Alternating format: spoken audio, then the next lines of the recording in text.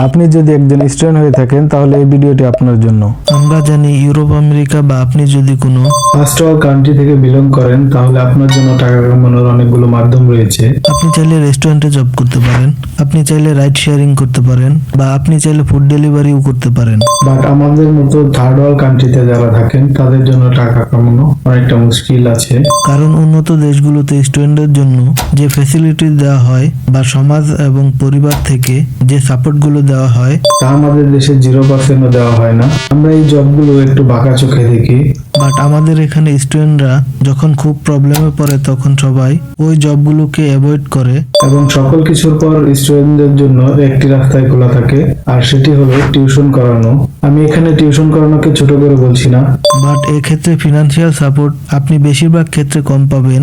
তার মানে এখন আমি কি সবাইকে বলবো টিউশন করানোর কথা? ব্যাপারটা মোটেও তা নয়। আজকে আমি আপনাদের কয়েকটি ওয়ে দেখাবো যার মাধ্যমে আপনারা স্টুডেন্ট অবস্থায় মোটামুটি আর্ন করতে পারেন। আমরা সচরাচর স্টুডেন্ট অবস্থায় কোনো প্রফেশনে জড়াতে চাই না, বা আমাদের পরিবার সমাজ মোট কথা কোথাও স্টুডেন্ট অবস্থায় অন্য কোনো প্রফেশনে জড়ানোর ক্ষেত্রে ডিমোটিভেটেড করা হয়। ইভেন আমি অনেক জায়গায় দেখেছি স্টুডেন্টদের পার্টিসিপেট করার ক্ষেত্রে অনুৎসাহিত করা হয়, যেখানে ফার্স্ট ওয়ার্ল্ড বা সেকেন্ড ওয়ার্ল্ড কান্ট্রিগুলোতে স্টুডেন্টদের কাজ করার ক্ষেত্রে অপরচুনিটি বৃদ্ধি করে যাচ্ছে, বাট আমাদের কান্ট্রিতে ডিমোটিভেটেড করা হচ্ছে। আপনি যদি স্টুডেন্ট অবস্থায় থেকে থাকেন তাহলে আপনাকে পড়াশোনার পাশাপাশি যে কোনো প্রফেশনে যেতেই হবে, কারণ আমরা যারা থার্ড ওয়ার্ল্ড কান্ট্রিতে বিলং করি আমাদের ক্যারিয়ারের শুরু থেকেই স্ট্রাগল করতে হয়। সেক্ষেত্রে আমরা ভবিষ্যতে যে প্রফেশনের দিকে যাব, স্টুডেন্ট অবস্থায় যদি ওই প্রফেশন নিয়ে কাজ করি তাহলে স্টুডেন্ট অবস্থায় কিছু পকেট মানিও পাবো এবং পাশাপাশি আমাদের স্কিলটা অনেক ডেভেলপ হবে। একটি এক্সাম্পল দিলে বিষয়টি আরো একটু ভালো করে বুঝতে পারবেন। ধরুন আপনি একজন টিচার বা কলেজের প্রফেসর হতে চান, সেক্ষেত্রে আপনার উচিত কিন্ডারগার্টেন বা প্রাইমারি লেভেলের যে স্কুলগুলো রয়েছে সেই স্কুলগুলোতে অবসর সময়ে ক্লাস করানো এবং যেসব জায়গায় ক্লাস নেওয়ার মতো অপরচুনিটি রয়েছে সেই জায়গাগুলোতে ক্লাস নেওয়া। এতে আপনার কিছু পকেট মানিও আসবে এবং কর্মক্ষেত্রে অনেক বেশি স্কিল যুক্ত হবে, যার মাধ্যমে আপনার কাছে খুব ভালো ভালো অপরচুনিটি আসবে।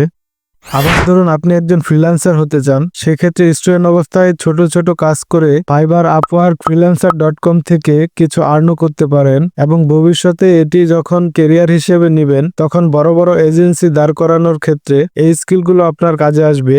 বা আপনি যদি বিজনেসম্যান হতে চান তাহলে আপনার কাজ হবে পড়াশোনার পাশাপাশি আপনি ভবিষ্যতে যে বিজনেস দাঁড় করাতে চান তা নিয়ে কাজ শুরু করা। আপনি যদি ওই বিজনেসটি ছোট ছোট করে স্টুডেন্ট থাকা অবস্থায় করতে পারেন তাহলে দেখবেন এই প্রফেশনে আপনার চেয়ে বেটার কেউ হতে পারবে না।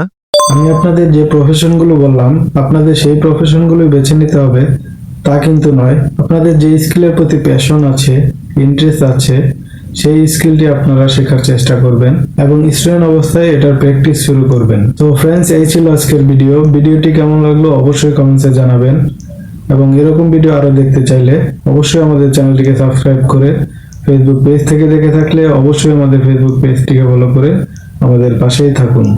ভালো থাকবেন সবাই, ধন্যবাদ।